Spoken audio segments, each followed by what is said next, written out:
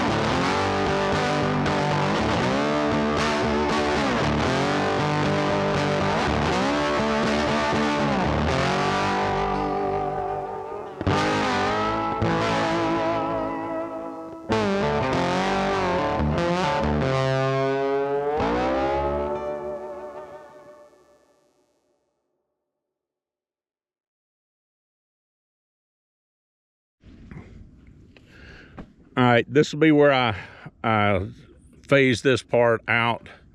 We'll talk a little bit about what I've done out here. I've taken down this hill. There's another one over here I've yet to do. I've started knocking out some of the post and some of the boards out of it that was used as a foundation to build it up. I have a good pile over here in front of us right now. I'll add to that because I have a lot of debris still from Hurricane Helene that's got to be cut up. I've filled in this hole down here in the bottom a good bit. I've been filling in next to that tree for several years now, but that's I probably won't need to do any more than what I've done down there. I've leveled this off a little bit. It was a pretty big drop, and we have cars parking down here. I divided off, put up T-post and string and streamers, but if somebody were to drive through now, it's not going to damage their car. I still need to spread that out. I will do grass seed here once I finish leveling it out a little bit. I'll do grass seed down here in the bottom. It's getting warm enough now, and we're into the second week of March when I'm filming this. We're not out of danger yet for a frost or even a pretty hard freeze, but the weather trend over the next week's looking pretty good, so we shouldn't get too much, and the grass should be able to get up and get hardy. I have filled in up top of the hill where I've been working on it for a while. I've got more work to do on the stage before the event on May the 3rd. I want to build a shelter on the backside, so when the bands are loading out their instruments and equipment, they can put it under shelter and have it ready to do a quick changeover between bands at our event. So this is going to wrap it up now from Cedar Falls Farm. I appreciate the folks that have stayed in with me. If you would, you know, I'd ask you to do one thing. If you stayed in here this long and you're listening to me babble on, drop a comment, just put red dirt. Man, that's what the South is known for, is red dirt.